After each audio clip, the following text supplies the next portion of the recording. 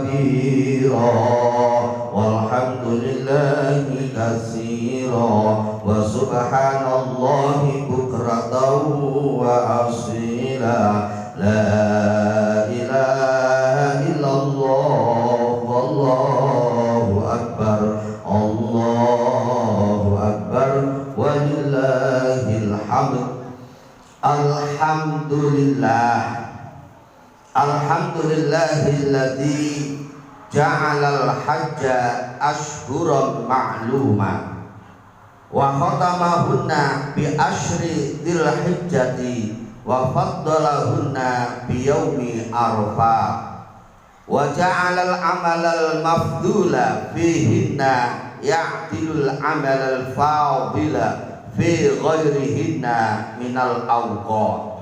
Ahmaduhu ala ni'amihi tammat wa ashkuruhu ala ma asdahu minal in'ami wal barakah. Ashhadu an la ilaha illallah wahdahu la syarikalah khaliqul ardi was samawat wa ashhadu anna muhammadan abduhu wa rasuluh sahibul ayatil mu'jizat. Allahumma salli wa sallim ala sayyidina Muhammadin wa ala alihi wa sahbihi wa azwajihi tahirat. Amma ba'd, fa ya ibadallah ittaqullaha haqqa tuqatih wa la tamutunna illa wa antum muslimun. Allahu akbar walillahil hamd. Hadirin jamaah sholat Idul Adha yang dirahmati Allah Subhanahu wa Ta'ala.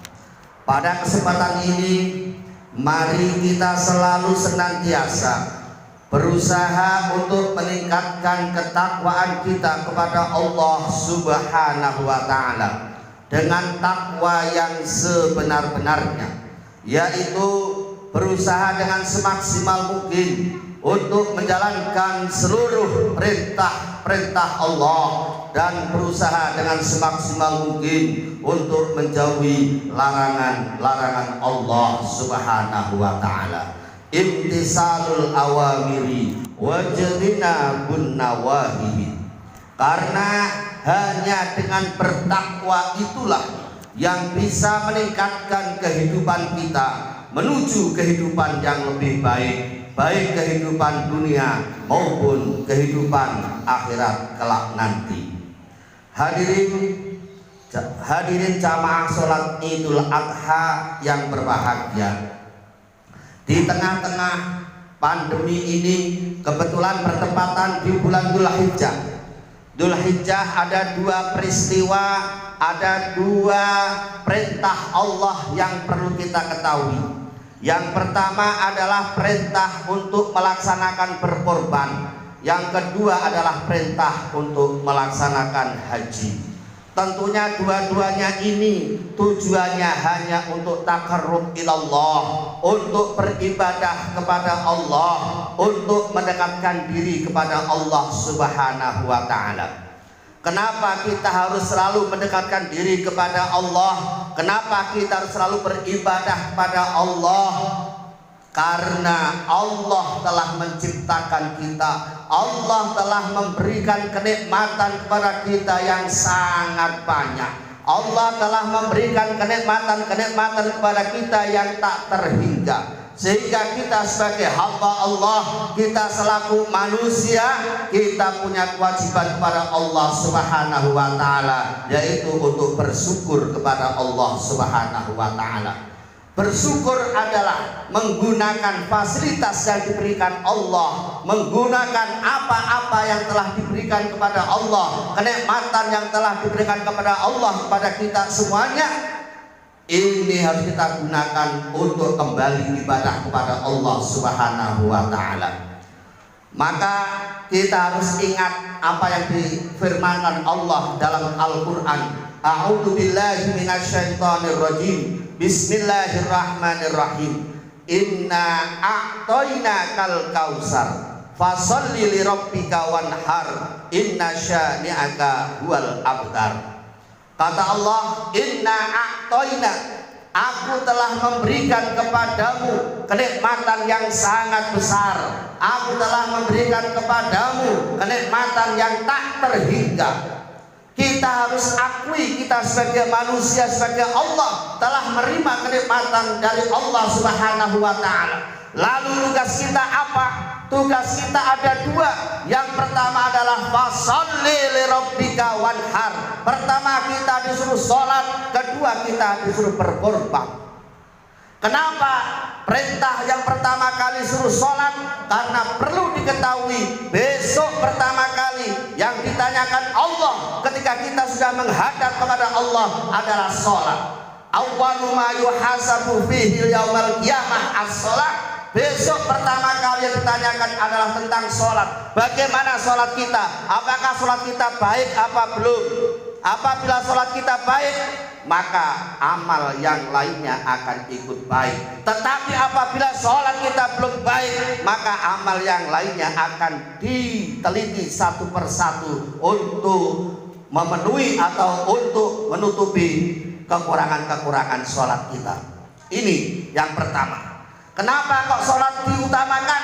Karena sholat ini bisa membentuk karakter manusia. Sholat ini bisa mengarahkan manusia menuju karakter yang lebih baik. Allah berfirman, inna sholata tanha anil fahsya wal munkar. Sesungguhnya sholat bisa mencegah daripada perbuatan yang keji dan mungkar. Artinya sholat ini bisa mencetak, sholat ini bisa merubah karakter manusia yang asalnya kurang baik menjadi karakter yang lebih baik. Hubungannya apa sholat dengan karakter manusia? Hubungannya apa sholat dengan perilaku manusia? Hubungannya tentu sangat erat sekali. Kalau kita amati, yang namanya sholat terdiri dari ucapan dan perbuatan. Manusia hidup ini tidak bisa lepas yang namanya berucap dan bergerak. Tetapi ucapan-ucapan kita, gerakan-gerakan kita selama ini masih jauh dari kebenaran. Maka untuk itu, untuk membenahinya adalah lewat sholat kita. Maka sholat ini ada rukun. Rukun-rukun ini dibagi jadi tiga. Ada yang namanya rukun qalbi, ada yang namanya rukun qauli, ada yang namanya rukun fi'li. Di antara rukun ini yang paling mendominasi adalah rukun fi'li. Rukun qalbi hanya satu, rukun qauli hanya 5, dan rukun fi'li ini mendominasi ada 11. Kenapa? Ini sebuah isyarat yang harus kita pahami. Qalbi berbangsa hati, qauli berbangsa ucapan, dan fi'li berbangsa gerakan. Artinya apa saudara? Artinya kita ini hidup jangan banyak bicara, tetapi silahkan banyak berbuat, silahkan banyak bergerak. Jangan selama ini kita banyak ngomong tapi kurang gerakan-gerakan. Gerakan ini lebih baik daripada ucapan. Dakwah bil hal lebih baik daripada dakwah bil lisan. Kalau saat ini tadi diumumin ada gerakan sedekah, kita bergerak untuk sedekah. Kita lihat tempat ibadah kita masih seperti ini. Siapa yang akan menyelesaikan? Tentunya adalah kita sendiri. Kita jangan memalukan, kita jangan sampai kalah dengan yang lainnya. Kita sebagai orang Islam, kata Rasul, al-Islam ya'lu wa la yu'la alaih. Islam itu hebat, Islam itu tinggi, tidak ada yang lebih hebat daripada Islam. Kita sudah melihat kondisi bangunan kita seperti ini. Tinggal kita, sentuhan hati kita sampai di mana. Sudah dikatakan berkali-kali oleh pengurus masjid bahwa kita ini butuh tempat ibadah yang layak. Kita butuh tempat ibadah yang baik. Alhamdulillah kita sudah dikasih Allah tempat ibadah seperti ini. Ini harus kita lanjutkan apa yang telah disampaikan oleh pengurus masjid kita ini. Hadirin jamaah sholat id yang berbahagia. Lalu yang kedua adalah kurban. Kurban ini biasa diartikan dengan menyembelih seekor hewan. Badan kurban ini adalah tujuannya untuk takarrub, untuk mendekatkan diri kepada Allah dengan ditandai menyembelih seekor hewan, seekor binatang. Karena ini diambil dari sejarah, mengutip cerita sedikit dari ceritanya Nabi Ibrahim dan Nabi Ismail. Pada waktu itu Nabi Ibrahim mendapatkan perintah dari Allah lewat mimpinya untuk menyembelih anaknya yang bernama Nabi Ismail. Nabi Ismail ditanya bapaknya, "Hai anakku, aku semalam diperintah oleh Allah untuk menyembelih kamu. Bagaimana menurut pendapatmu, hai anakku?"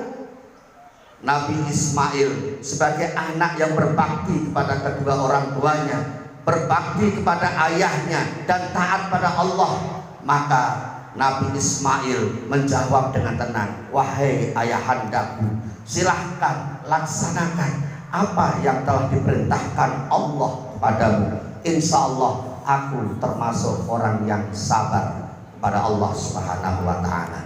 Ini sebuah jawaban yang telah diberikan Nabi Ismail kepada Nabi Ibrahim. Kemudian dilaksanakan perintah itu, apa yang terjadi? Singkat ceritanya, Allah memberikan ganti dengan seekor binatang yang disembelih oleh Nabi Ibrahim alaihissalam. Ini sejarah korban. Tapi makna korban yang sejati, makna korban yang hakiki, ini adalah untuk mendekatkan diri kepada Allah Subhanahu wa Ta'ala. Lalu hukumnya apa korban ini? Korban adalah hukumnya sunnah muakkad. Sunnah muakkad ini adalah sesuatu yang tidak pernah ditinggalkan oleh Rasulullah Sallallahu Alaihi Wasallam. Sehingga Rasulullah bersabda kepada orang yang mampu, kepada orang yang punya rezeki, kepada orang yang ada kelebihan, kepada orang yang telah dikasih rezeki oleh Allah Subhanahu wa Ta'ala, Rasulullah bersabda, qala Rasulullah sallallahu alaihi wasallam, "Man kana lahu sa'atun falam yudahhi falyamut insya'a yahudiyan au nasraniyan." Kata Rasul, siapa saja orangnya yang punya kelebihan, siapa orangnya yang telah mampu, siapa orangnya yang punya rizki yang lapang, kok dia tidak melakukan korban di saat ini, maka kata Rasul, silahkan tinggal pilih. Jika mereka mati, tinggal pilih mau mati secara Yahudi atau mati secara Nasrani. Ini ancaman bagi orang yang telah mampu tetapi dia tidak mau berkorban demi untuk mendekatkan diri kepada Allah Subhanahu wa Ta'ala. Lalu apakah korban ini hanya dengan cara seperti itu? Tentunya tidak. Kita punya beberapa pilihan. Tentunya korban ini adalah disesuaikan dengan kondisi kita. Karena kita tidak semuanya mampu, kita tidak semuanya bisa melakukan korban dengan menyembelih seekor hewan, tetapi kita korban dengan sesuai dengan kondisi kita masing-masing. Sehingga penafsiran berkorban di situ ada 4 macam. Yang pertama, apabila kita mampu berkorban dengan harta kita, silahkan korban dengan harta kita. Karena Allah telah memberikan kelebihan harta, maka silahkan berkorban dengan harta kita. Untuk apa? Di sini sudah ada di depan mata kita, pintu surga telah kebuka, yaitu dengan sedekah jariah, dengan membantu pembangunan masjid kita saat ini. Sedekah jariah tidak ada hilangnya, karena pahalanya akan selalu kita rasakan walaupun kita sudah berada di alam kubur sana. Karena bekal kematian itu hanya 3. Yang pertama adalah sedekah jariah, yang kedua ilmu yang bermanfaat, yang ketiga anak yang soleh yang bisa mendoakan kedua orang tuanya.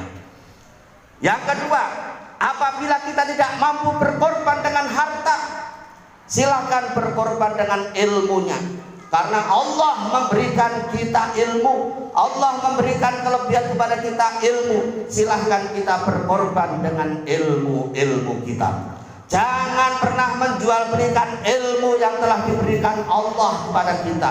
Silahkan ilmu ini kita gunakan dengan yang sebaik-baiknya. Karena ada pepatah, al ilmu bila amalin kasyajari bila samarin. Ilmu yang tidak diamalkan ibarat sebuah pohon yang tidak ada buahnya. Yang ketiga, apabila kita tidak mampu berkorban dengan harta kita, tidak mampu berkorban dengan ilmu kita, yang ketiga kita bisa berkorban lewat tenaga kita. Tenaga juga penting. apabila kita tidak ada yang berkorban lewat tenaga, maka masjid ini tidak ada yang ngurus. Masjid ini tidak ada yang merawat, karena pengorbanan tenaga sangat dibutuhkan. Yang keempat, apabila tidak mampu berkorban dengan harta, tidak mampu berkorban dengan ilmu, tidak mampu berkorban dengan tenaga, yang keempat, silakan berkorban dengan doa. Jangan pernah menyepelekan doa. Doa ini senjatanya orang mukmin. Doa adalah senjata andalan orang mukmin. Ad-doa silahul mukminin. Doa ini adalah senjata orang-orang mukmin. Perlu kita ketahui, Indonesia, negara kita merdeka seperti ini adalah berkat doa yang dipanjatkan oleh orang-orang Islam, memohon pada Allah supaya negara kita dikasih kemerdekaan oleh Allah Subhanahu wa Ta'ala. Ini berkat doa. Setelah merdeka, maka mari kita jaga negara kesatuan Republik Indonesia ini tetap selalu utuh. Jangan sampai kita terprovokasi dengan orang-orang yang tidak bertanggung jawab. Apalagi masa sekarang ini kita baru diuji oleh Allah dengan adanya pandemi. Kita baru diuji oleh Allah dengan adanya COVID-19 ini. Bagaimana cara kita menyelesaikan ujian ini? Tentunya sebagai orang mukmin kita hadapi dengan tomak ninah, dengan istiqomah secara beribadah pada Allah Subhanahu wa Ta'ala. Pemerintah telah menetapkan protokol, kita taati, itu dengan cuci tangan, pakai masker, dan jaga jarak. Ini kalau kita amati bukan sebuah kebetulan, tapi mari kita pahami yang sebenar-benarnya. Jangan hanya cukup sekedar cuci tangan, jangan sekedar cukup pakai masker, dan jangan sekedar cukup jaga jarak. Apa dibalik itu? Ini harus kita pahami. Tangan harus kita cuci, artinya tangan harus selalu bersih. Tangan melambangkan kekuasaan. Tangan ini melambangkan kekuasaan. Artinya apa? Suatu saat, hei manusia, suatu kau saat jadi pejabat, jadi pemimpin, maka kau harus bersih. Jabatan adalah amanah dari Allah Subhanahu wa Ta'ala. Karena yang bisa merusak adalah tangan. Biasa kasih anggaran 10 juta, karena punya tangan maka bisa dirubah, ditambah 01 tambah 02, jadi angkanya berubah. Ini gara-gara apa? Gara-gara tangan. Maka tangan harus dicuci supaya bersih. Artinya kekuasaan juga harus bersih dari hal-hal yang dilarang oleh Allah Subhanahu wa Ta'ala. Yang kedua, tutup mulut dengan pakai masker. Ini artinya apa? Ini sebuah isyarat bahwa kita banyak ngomong. Kita ini terlalu banyak ngomong, banyak komen-komen yang tidak benar. Maka kita diberi isyarat untuk tutup mulut pakai masker. Ingat, mulutmu harimaumu adalah salamatul insan fi hifdzil lisan. Selamatnya manusia tergantung dalam menjaga lisannya. Ini harus kita jaga mulut kita supaya kita bersih dari omongan-omongan yang tidak kita inginkan, omongan-omongan yang dilarang oleh Allah Subhanahu wa Ta'ala. Yang ketiga yaitu jaga jarak. Jaga jarak ini kita diingatkan, kita harus selalu berhati-hati dan waspada dalam memilih teman. Kita harus selalu hati-hati dan waspada dalam menjaga pergaulan. Jangan seenaknya sendiri, apalagi hidup di kota metropolitan seperti ini. Salah pergaulan akan sesat selama-lamanya. Salah kita memilih teman akan terjerumus dalam jurang kenistaan yang sangat dalam. Ini yang harus kita pahami. Maka mari kita selalu berdoa kepada Allah. Kita sudah berusaha, tutup mulut sudah, cuci tangan sudah, jaga jarak sudah, tetapi jangan lupa kita harus tetap berdoa kepada Allah. Mudah-mudahan Allah menjauhkan dari COVID-19 ini dan negara kita aman menjadi negara yang baldatun thayyibatun wa rabbun ghafur. Demikian khutbah singkat yang bisa saya sampaikan pada kesempatan ini. Mudah-mudahan Allah memberikan kekuatan kepada kita.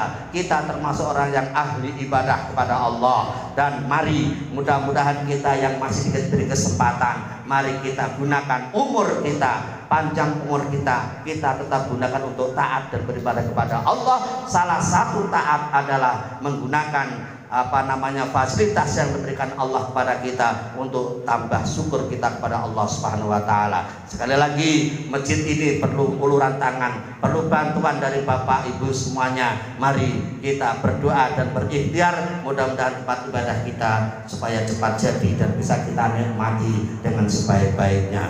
A'udzu billahi minasyaitonir rajim. Bismillahirrahmanirrahim. Wal 'ashri innal insana lafi khusrin illal ladzina amanu wa 'amilus solihati wa tawassaw bil haqqi wa tawassaw bis sabr.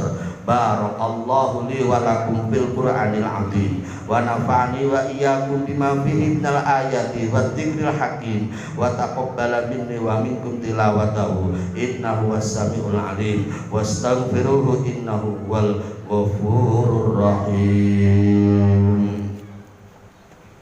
Allahumma shalli ala sayyidina Muhammadin wa ala ali sayyidina Muhammad.